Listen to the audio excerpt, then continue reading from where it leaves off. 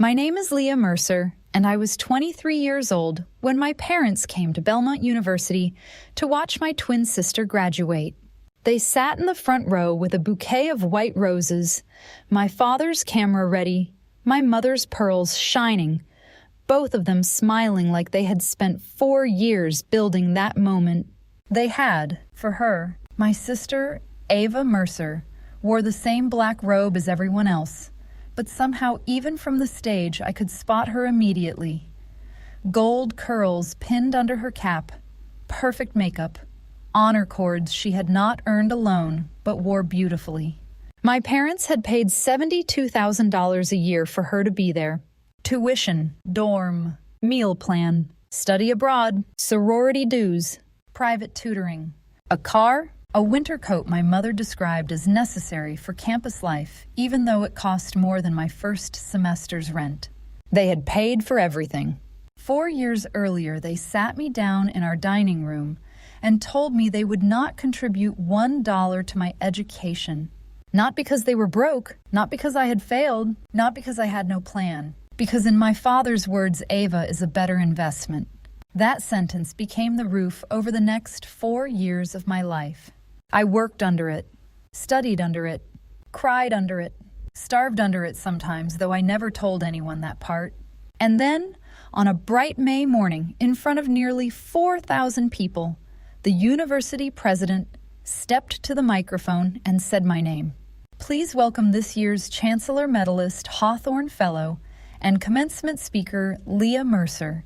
My father's camera dropped from his hand into his lap. My mother's bouquet slid sideways against her knees. Ava turned so fast her graduation cap almost fell. For the first time in my life, they had come to celebrate my sister and could not avoid seeing me. I walked to the podium, gold medal against my chest, speech in my hand, and looked at the two people who had told me I was not worth the cost of becoming myself. Then I began. 4 years ago, I said someone I loved told me I was a bad investment. My mother covered her mouth. My father stopped breathing, and the stadium went silent. Before I tell you what happened after that speech, I need to take you back to the summer before college. June 2021, Maple Glen, Pennsylvania. Our house sat at the end of a cul-de-sac where every lawn looked professionally forgiven.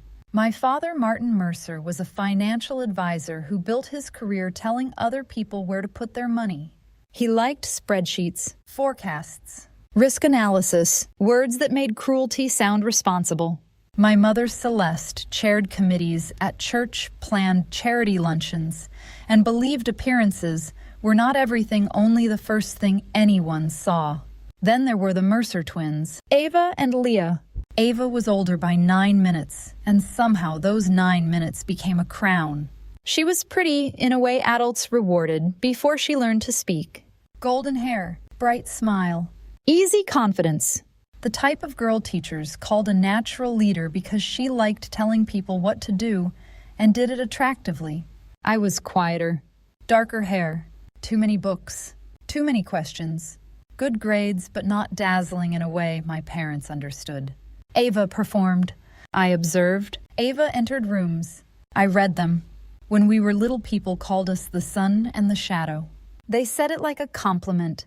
It was not. The acceptance letters arrived 2 days apart. Ava got into Bellmont University, a private school with limestone buildings, famous alumni, and an admissions brochure that looked like money-wearing ivy. I got into Ridgemont State, a public university with an excellent policy analytics program, strong faculty, and a price tag less than half of Belmont's. I was proud. For about 4 hours. That evening, Dad called what he described as a family financial meeting. He sat at the dining room table with his laptop open, reading glasses low on his nose, a yellow legal pad beside him. Mom sat on his left. Ava sat on his right. I sat across from them. That seating arrangement should have warned me. Dad cleared his throat. We have reviewed the numbers. We, as if there had been a council. As you know, higher education is a serious investment. We have to allocate resources where they will create the greatest long-term return. I looked from him to Mom. She was folding and unfolding a napkin in her lap. Ava was smiling down at her phone. Dad turned toward her first. Ava, we will cover Bellmont in full. Tuition, housing fees, reasonable living expenses. We have also decided the car will be necessary if you are doing internships off campus. Ava squealed and threw her arms around Mom. Mom cried. Dad smiled. I tried to smile too because I was still under the illusion that my turn was coming. Then Dad looked at me. Leah, your situation is different. My stomach tightened. How? Ridgemont is a state school. There are loans, work, study, part-time options. I blinked. Are you saying you are not helping me? He sighed like I had made the numbers emotional by existing. We have decided not to fund your education. The room changed shape. Sound disappeared for a second. Even Ava looked up. Dad continued. Ava's path has more upside. Bellmont provides access networks, marriage prospects, internships. She has the personality to make use of it, Mom whispered Martin. He kept going. You are intelligent, Leah. No one denies that. But you are not distinctive. You are careful, ordinary careful. I do not see a strong return in pouring family resources into a state school degree you can finance yourself. I stared at him. So I am a bad investment. He did not say no. That was the first answer. Then he said, you are a practical one. You will manage. Ava looked uncomfortable for maybe 3 seconds. Then her phone buzzed and she glanced down. Mom still did not look at me. I said I got a merit award from Ridgemont. Dad nodded. Good. Then the system is already working. The system. I would come to know that word intimately. The system meant Ava received support, and I received character building. The system meant my pain was a budgeting strategy. The system meant if I succeeded, they were right to withhold help because I managed. And if I failed, they were right to withhold help because I had no return. That night, I sat on my bedroom floor with my acceptance letter, a notebook and a calculator. Ridgemont State. Tuition fees, housing books. $26,400 the first year. My savings from working weekends at the grocery store. $1,812. My parents' contribution. 0. Gap. Everything. I did not cry. Not because I was strong. Because crying felt expensive. And I had just learned I could not afford anything unnecessary. The favoritism had not started with college. College only put numbers on it. When we were 10, Ava got private voice lessons because my mother said she had stage presence. I asked for art classes. Dad said hobbies were fine, but we should not overcommit. When we were 13, Ava got braces with the clear brackets because photographs mattered. My overbite was not severe enough to justify the cosmetic cost. When we were 16, Ava got a used but immaculate white Mini Cooper with a red bow on the windshield. I got her cracked phone after she upgraded. When we took family vacations, Ava and Mom shared shopping days, while Dad and I kept things simple. That meant I read in hotel lobbies while Ava tried on dresses. In family photos, Ava stood center. Always. I stood at the edge, sometimes cropped, sometimes behind a cousin, sometimes missing entirely, because as Mom said once, you wandered off. I had wandered 3 feet to the left. I knew because I was still visible in the mirror behind them. At 18, I stopped asking whether they noticed. Not because I stopped wanting them to, because the asking made me feel like a beggar at my own family table. 2 weeks after the dining room meeting, I found my mother's tablet open on the kitchen island. A message thread with her sister Aunt Valerie. I know I should feel worse about Leah, Mom had written, but Martin is right. Ava will use the opportunity. Leah is smart, but she does not shine. We have to be realistic. I stood there, hand hovering above the screen. Leah is smart, but she does not shine. I read the sentence again. Then I took a photo of it with my phone. I did not know why. Maybe evidence. Maybe punishment. Maybe I wanted proof later that I had not invented the wound. That night, I opened my laptop and typed, full ride scholarships for transfer students, public policy. Then, national fellowships, undergraduate, first generation, no parent support. Then, How to pay for college without parents. The search results were messy. Scams, old deadlines, blog posts written by people whose parents had only given them $10,000. But buried on page 3 was a link, the Hawthorne Fellowship, a national scholarship for students in economics, public policy, and civic analytics. Full tuition, living stipend, research placement, leadership training. Only 12 fellows selected each year. Finalists could transfer to partner institutions for senior year. One partner school was Bellmont University. I laughed out loud, not because it was funny, because the idea of me, the bad investment, standing on Ava's campus with a national medal around my neck was so absurd that it felt almost holy. I bookmarked the page. Then I made a plan. Ridgemont was not glamorous. The freshman dorm smelled like microwave popcorn laundry detergent and panic. My room was a triple converted from a double, which meant my desk was half under the heater and my closet could hold 7 shirts if they were humble. My first roommate called home every night. My second roommate slept through alarms. I slept 4 hours when lucky and 5 when reckless. My schedule became a machine. 4:30 a.m. Wake up. 500 to 800. Campus bakery shift. Bagels, coffee burning fingers on espresso steam. 900 to 300. Classes. 3:30 to 6 o'clock. Research assistant work if I could get hours. 6:30 to 10 o'clock. Library. 10:30 to midnight. Scholarship essays, tutoring applications, online data courses. Midnight. Dinner, if I had remembered. Usually peanut butter on bread. Sometimes cereal from a plastic container I kept under my bed. I got very good at being tired. At first, I called home every Sunday. Mom answered while doing other things.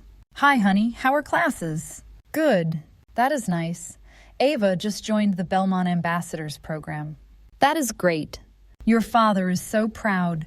I waited for her to ask if I was eating, if I needed books, if I was lonely. She usually said, well, I should run. We love you. We love you. Like a receipt printed automatically after a transaction. At Thanksgiving freshman year, I could not afford to come home. I told Mom I had work, which was true. I also had no invitation. That night, I sat in a corner booth at the 24-hour diner near campus with a turkey sandwich and a cup of coffee that tasted like coin water. Ava posted a family photo from our dining room. Mom, Dad, Ava. A centerpiece of eucalyptus and white pumpkins. Caption: thankful for the best family and every blessing this year. The best family. I zoomed in. 3 wine glasses. 3 napkins. 3 names on place cards. No Leah. I stared until my eyes blurred.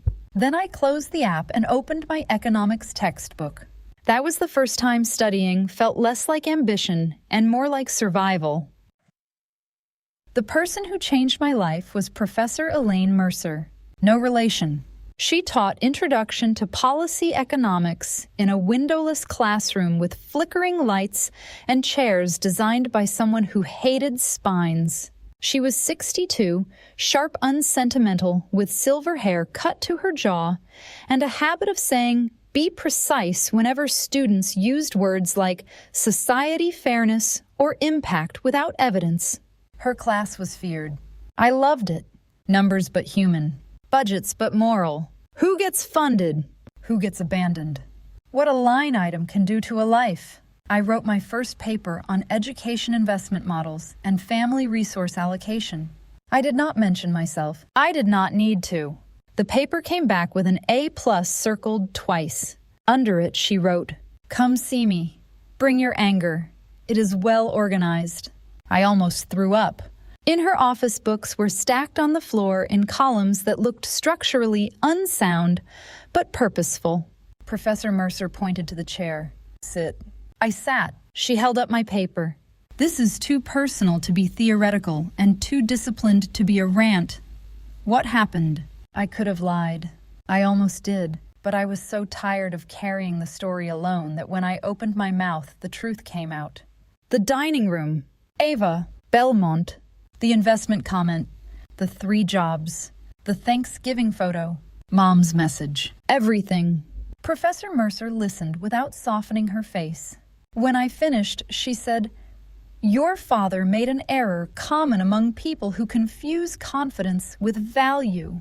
I blinked. What? He funded the child whose value was easiest for him to understand. That says less about you than about the narrowness of his investment model. For the first time, someone had insulted my father in language he would respect. I almost laughed.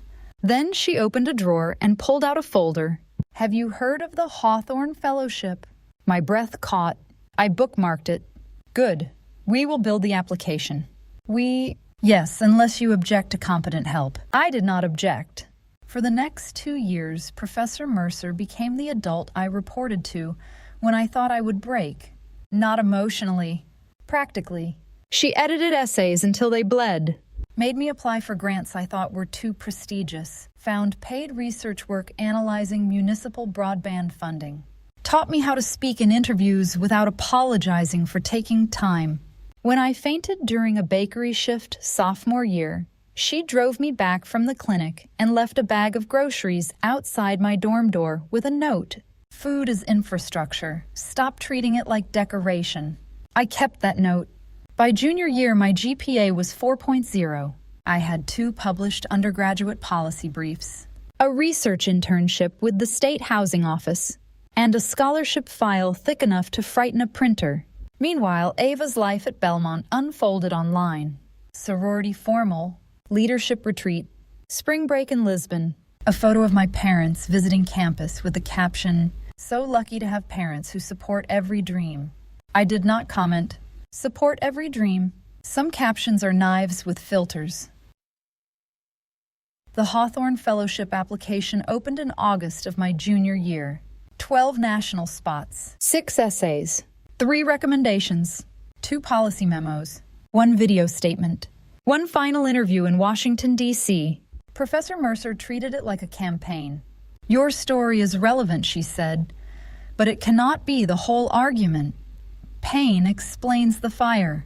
It does not prove competence." So I wrote about municipal funding inequities, about scholarship access, about rural transportation gaps, about how systems pretend to reward merit while quietly charging admission to the starting line.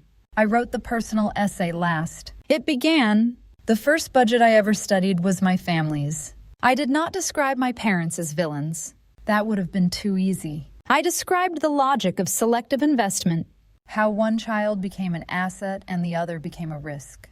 How I learned that systems can be intimate before they become institutional." Professor Mercer read it and said only one thing: "Do not change the first sentence." In October, I became a semi-finalist. In November, a finalist. The final interview was in Washington, D.C. I had $190 in my checking account. The train ticket alone cost $86. A hotel was impossible. My roommate Danny Price solved that before I finished panicking. "My cousin lives in Arlington," she said. "You can sleep on her couch. I cannot ask a stranger." "You are not asking. I am volunteering her." Danny was a theater major who owned 12 scarves and 1 saucepan.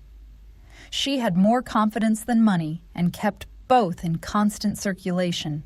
She hugged me before I left and said, "When you are famous, remember, I once bought you emergency socks." The interview room in D.C. was full of people who looked like they had never worried about bus fare. Blazers that fit perfectly. Parents waiting in the lobby with garment bags. One finalist casually mentioned his father had helped him rehearse with a former senator. I wore a navy blazer from Goodwill and shoes polished so hard they looked surprised. The panel asked me what leadership meant. I said leadership is not being the loudest person in a funded room. It is noticing who was never given a chair and changing the budget. One panelist looked up. Another smiled. 2 weeks later, the email arrived while I was shelving muffins before dawn. Subject: Hawthorne Fellowship selection decision. I opened it behind the bakery counter with flour on my sleeve. "Dear Ms. Mercer, it is our honor to inform you that you have been selected as a Hawthorne Fellow." I did not read the rest. I crouched behind the counter and cried into a stack of napkins while the espresso machine hissed like it was applauding badly. Full tuition. living stipend, research placement, and the option to transfer for senior year to a partner university. Bellmont. Professor Mercer called at 7:12. I assume you know. I got it. Good. I do not know what to do. Yes, you do. I did. That was the terrifying part. I transferred to Bellmont quietly. No announcement. No family group chat. No social media post. I told Ridgemont friends. Professor Mercer. Danny, who cried harder than I did and said, "Go haunt those limestone buildings." Bellmont accepted my credits. The Hawthorne Foundation arranged housing. For the first time in 3 years, I did not have to work 3 jobs to survive. I still worked, not because I had to, because stopping felt dangerous. But now I slept 6 hours a night, sometimes 7. The first week on campus, I walked past buildings I had seen in Ava's photos for years. The chapel, the library steps, the fountain, where she had posed with Mom and Dad during parent weekend. I felt like a ghost walking through someone else's proof. Then I reminded myself I had paid for this place with every hour they never saw. Ava found me in the library in October. I was at a long wooden table under green lamps reviewing regression models for my thesis when a voice said, "Leah." I looked up. My twin sister stood frozen with an iced latte in one hand and a Bellmont sweatshirt over leggings that probably cost more than my grocery budget freshman year. "Ava, what are you doing here?" "Studying." "No, I mean here, at Bellmont." I transferred. Her eyes moved over the books. The Hawthorne pin on my bag. "My student ID. Since when?" "August." "Mom and Dad know." "Number." Her mouth opened. Closed. "But how are you paying?" I looked at her. "With the scholarship." "What scholarship?" "Hawthorne Fellowship." She frowned, searching her memory. "I have heard of that." "I imagine. Isn't that, huge?" "Yes." For the first time in my life, Ava looked at me and did not know where to place me. Not below, not beside, not in the old frame. She set her coffee down. "Why didn't you tell us?" "Did you ask?" The question hung between us. Her face changed. "I didn't know I was supposed to." That was the most honest thing she could have said. I closed my laptop. "You were not supposed to. You were taught not to need to." She flinched. "That is not fair." "No," I said, "it wasn't." I gathered my books. She reached for my arm. "Leah, wait. Do you hate me?" I looked at my sister, the golden child, the girl who had received the room, the money, the car, the attention. Also a girl, also raised inside a system built before either of us had language. "No," I said, "but I stopped orbiting you." Her eyes filled. I walked away before I could feel responsible for that too.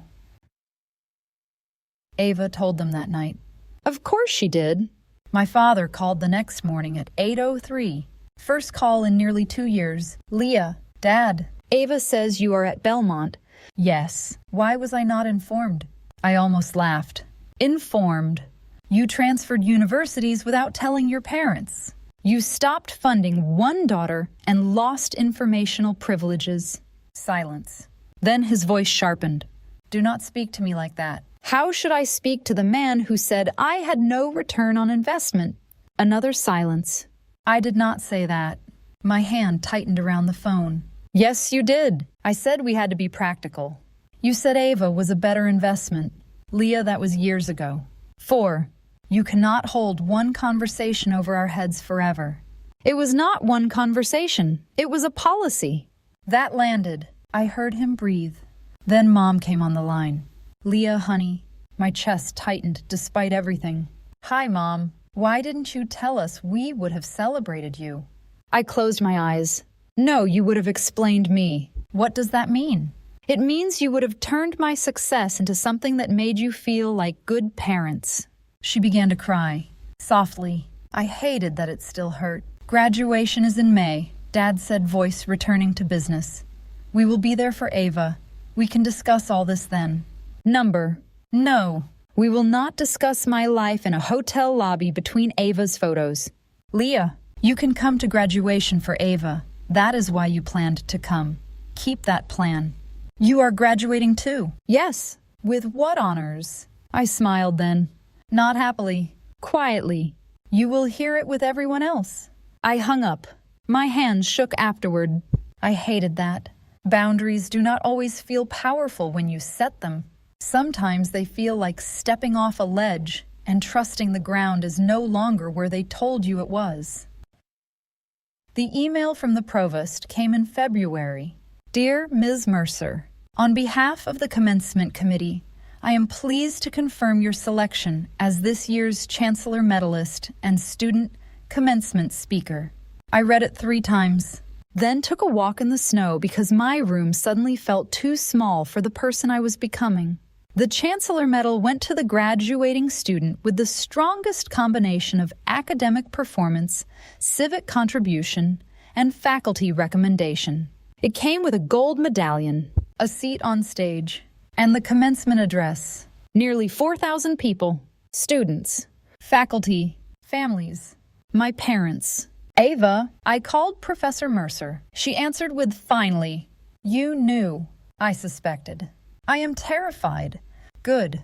Terror means you understand the room. What should I say? The truth. I cannot stand up there and accuse them. I did not say accusation, I said truth. So I wrote. Draft after draft. Angry drafts. Sad drafts. Drafts where I named my father. Drafts where I punished my mother. Drafts where I made Ava small. I deleted all of them. The final speech was not about them. It was about worth. About systems. About what happens when someone else's budget cuts become your blueprint. About learning to fund your own future without becoming bitter enough to stop building. The first line stayed. 4 years ago, someone I loved told me I was a bad investment. I practiced until I could say it without shaking. Not because it stopped hurting. Because truth deserves a steady voice. Graduation morning arrived bright and windy. Bellmont Stadium filled with families in sundresses, suits, heels sinking into grass, fathers adjusting camera straps, mothers holding flowers, siblings complaining about the sun. I entered through the faculty gate. My robe moved around my ankles. The Chancellor Medal lay cold against my chest. The Hawthorne pin caught the light near my shoulder. Danny had driven in from Ridgemont with a handmade sign she was not allowed to bring into the stadium because it said bad investment, great returns in glitter letters. Professor Mercer sat with faculty behind the podium, expression unreadable unless you knew her well enough to see pride in the angle of her chin. Ava sat among the graduates, scanning the crowd for our parents. She had not seen me yet. My parents sat front row center aisle. Best seats. Of course. Dad wore a navy suit. Mom wore cream. Between them sat a bouquet of white roses and a gift bag wrapped in Bellmont blue. For Ava. Always for Ava. I watched Dad adjust the lens on his camera. I watched Mom wave when Ava finally turned and spotted them. They looked so proud. I let myself feel the old hurt for exactly 1 breath. Then I released it. Not forgiven. Not gone. Just no longer steering. The provost approached the microphone. The ceremony began. Speeches. Prayers. Faculty awards. The slow procession of official words. Then the president stood. And now she said, it is my honor to introduce this year's Chancellor Medalist, Hawthorne Fellow, and commencement speaker. This student transferred to Bellmont after 3 extraordinary years at Ridgemont State, where she distinguished herself through research, public service, and academic excellence. Please welcome Leah Mercer. For 1 second, the world held still. Then applause began. I stood. Ava's head snapped toward me. Her mouth formed my name. Leah. My father lowered the camera. My mother's hand tightened around the flowers until 1 rose bent at the stem. I walked to the podium. The stadium blurred at the edges. But the center was clear. The microphone. The speech. My own hands resting steady on the wood. Good morning, I said. The crowd answered with polite warmth. I looked at my parents. Then at the graduates. 4 years ago, someone I loved told me I was a bad investment. The stadium quieted, not awkward. Attentive. My mother covered her mouth. My father stared at me like he had never seen a spreadsheet turn into a person. I continued. At the time, I believed investment meant money, tuition, housing, books, a name on a bill. I believed being chosen for support meant being chosen for love. I paused, but I learned something different. Investment is attention. It is belief. It is the meal someone buys you when you are too proud to say you are hungry. It is the professor who writes one more recommendation letter. It is the roommate who lends you bus fare. It is the stranger on a scholarship committee who reads your application carefully enough to see the life underneath the numbers.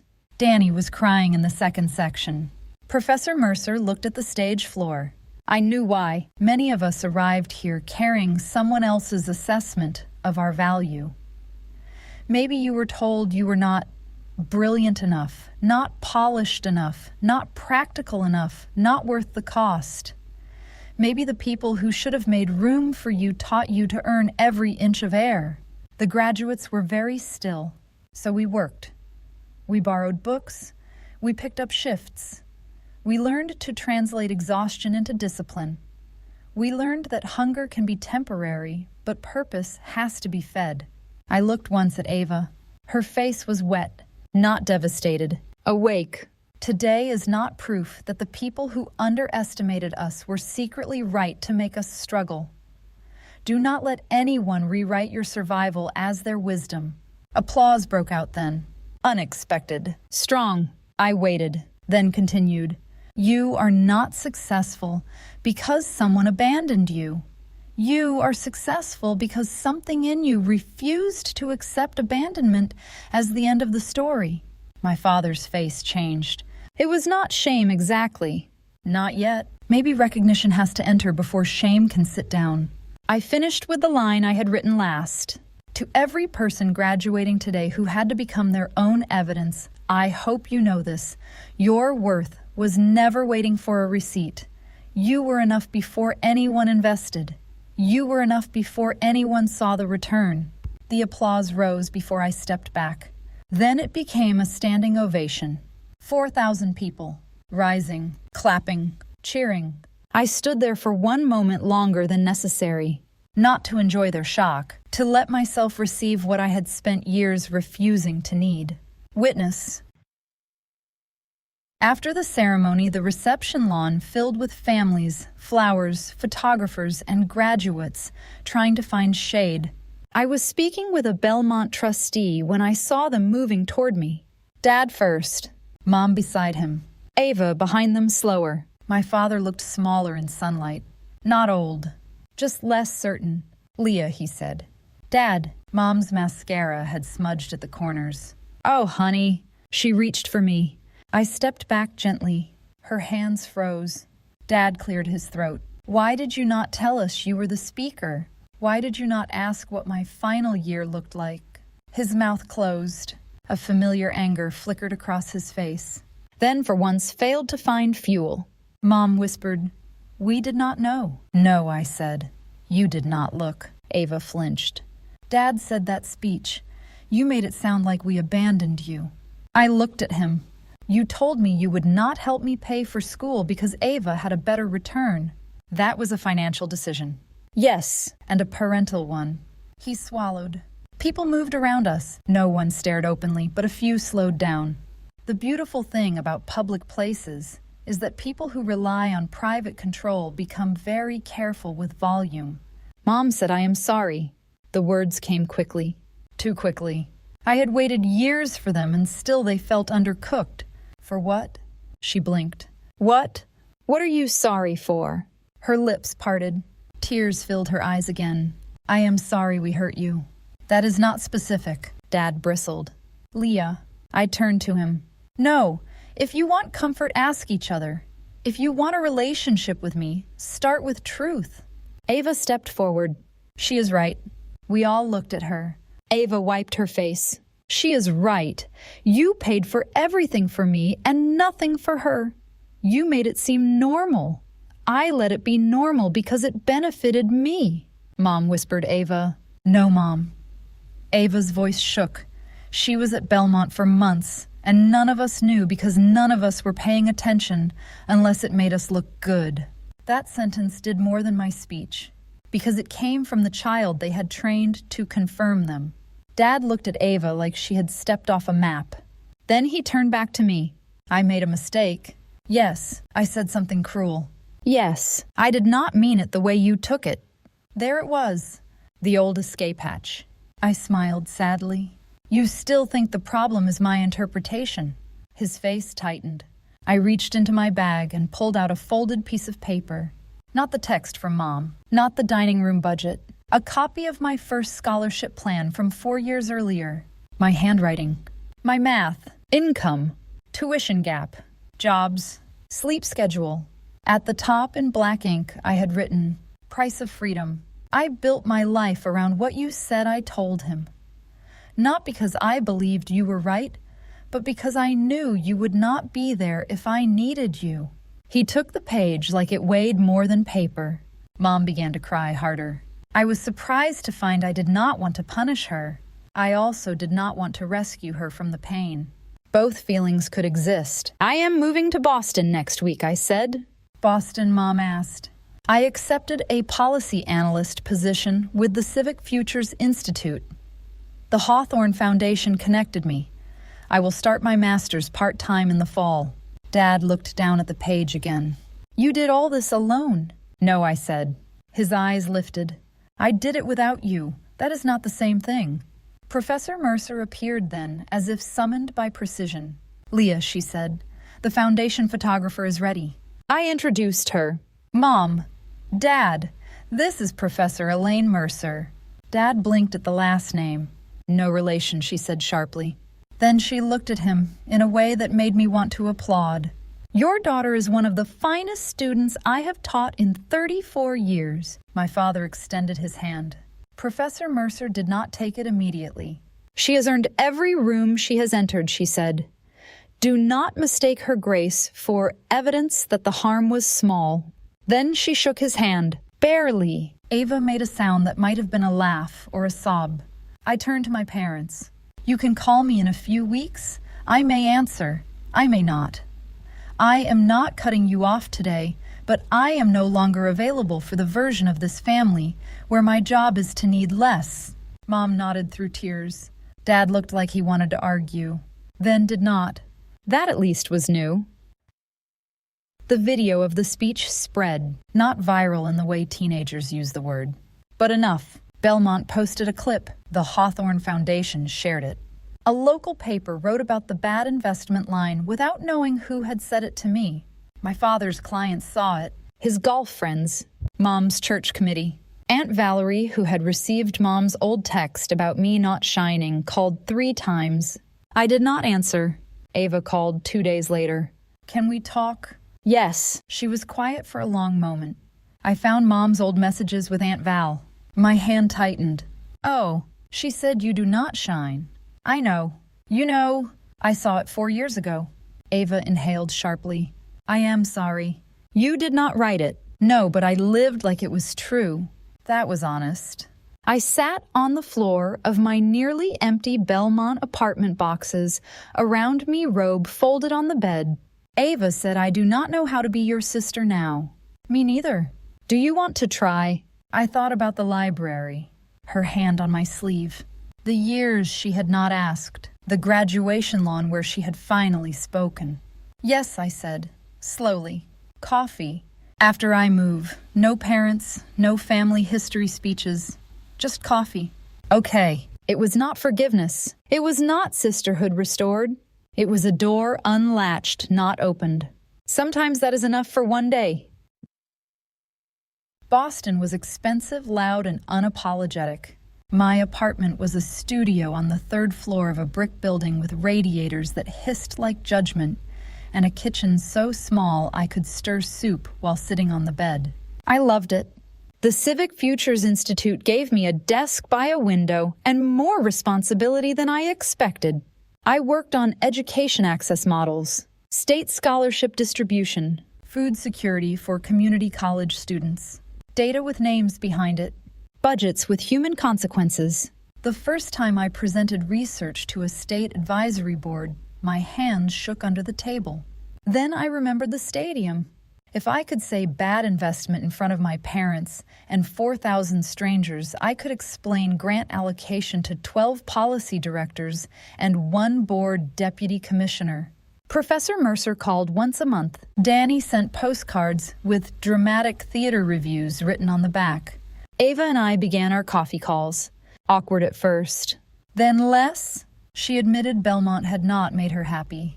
Not really. She had spent 4 years performing success for parents who expected her to be grateful for the stage. "I do not know what I want," she said one night. "That might be the first thing you have wanted, honestly." She laughed. Small. Real. Mom sent a letter in July. Handwritten. 4 pages. She wrote about the messages to Aunt Valerie, about the Thanksgiving photos, about letting Dad turn support into math because math felt cleaner than admitting favoritism. She wrote, "I failed you in small ways so often that by the time the large failure came, I had trained myself not to see it." That sentence stayed with me. I did not answer for 2 weeks. Then I wrote back, "I am willing to have 1 phone call. I need you to listen without crying so hard that I have to take care of you." She replied, "I will try." She did cry, but she also listened. Progress is rarely elegant. Dad took longer. 6 months. No letter. No call. Then, on a gray Saturday morning in November, my phone rang. "Dad." I let it ring 5 times, then answered. "Hello, Leah." His voice sounded older. "Dad, I have tried to write this down. It keeps sounding like a defense." "Then do not defend." Silence. Then he said I was wrong. I sat on the edge of my bed. About what? A long breath. I was wrong to assign value to my children based on what made sense to me. I was wrong to fund Ava and leave you to struggle. I was wrong to call it investment when it was favoritism. I was wrong to forget that being a father is not portfolio management. My throat tightened. He continued, "I said you were not distinctive. I said there was no return. I remember saying it now. I think I remembered before, but I protected myself by pretending I didn't." That mattered. More than the apology, almost. The end of pretending. "I cannot undo it," he said. Number, "I do not know if you want me in your life." "I do not know either." "That is fair." We sat in silence on the phone. For once, he did not fill it with authority. "That was new, too." Finally, he said, "I would like to learn who you became." I closed my eyes. "You can start by asking questions and not correcting the answers." A broken laugh. "I can try." Trying is not the same as doing. I know. Maybe he did. Maybe he did not. But the conversation ended without me apologizing for making him uncomfortable. That felt like a beginning I could live with. 2 years after graduation, I returned to Ridgemont State. Not as a student, as a guest speaker for the first-generation scholars' dinner. The room was full of students in thrifted blazers, borrowed heels, nervous smiles, and eyes that measured exits. I knew those eyes. I had worn them. I stood at the podium with a check in my bag, $25,000. Anonymous at first, then not, because Professor Mercer said hiding generosity can become another kind of fear. The fund would support emergency housing textbooks and travel for students whose families refused or could not support them. I named it the No Receipt Fund because Worth should not need one. In my speech, I did not talk much about Bellmont. I talked about the bakery shift, Danny's cousin's couch, Professor Mercer's groceries, the first time I bought a textbook new and cried in the bookstore. Afterward, a student approached me. She was 19, exhausted, fierce. "My parents said my brother's school mattered more," she said. I looked at her. "What is your name?" "Marisol." "Marisol, their math is wrong." Her eyes filled. I gave her my email, not because I could fix everything, because Professor Mercer once opened a door, and I knew enough now to leave mine unlocked. I am 25 now. I live in Boston. I work in policy. I am halfway through my master's degree paid for by my employer and a research grant that still feels unreal when I see the invoice marked zero balance. Ava and I meet every other month, sometimes in person, sometimes over video. We are not close in the easy way twins are supposed to be, close in movies. We are careful. We ask before assuming. We apologize without performing. That is better than identical necklaces and smiling lies. My mother sends photos of the garden now, not family tables. She writes, "Thought you would like these tulips." I usually do. My father asks about my work and mostly listens. Once he started to say, "Have you considered?" and stopped himself mid-sentence. I laughed for 10 minutes after we hung up, not because it was enough. Because change when real is sometimes ridiculous before it is beautiful. I have not forgotten. I do not think forgetting is required. The dining room still exists in me. The legal pad. Ava glowing. Mom's folded napkin. Dad saying better investment. But that room is not my house anymore. It is a chapter. A hard one. A formative one. Not the ending. If you are listening because someone in your family has made you feel like a poor use of time, money, attention, or love, I want you to hear me. They are not the market. They are not the measure. They are not the final audit of your life. Sometimes the people closest to you build the smallest model of your future because your real size would require them to change. Do not shrink to fit their forecast. Apply anyway. Study anyway. Work anyway. Rest when you can. Take the help that comes with respect. Build a life they cannot understand without admitting what they missed. And when the moment comes, when you walk onto whatever stage waits for you, do not waste your voice begging them to see you. Speak to the people who already know what it means to be overlooked. Speak to the girl eating ramen in a rented room. Speak to the student calculating tuition at 2 a.m. Speak to yourself. My name is Leah Mercer. 4 years ago, my father said I was a bad investment. He was wrong. But more importantly, he was irrelevant. Because I was never an investment. I was a person. And people do not need a return to be worth the cost of love.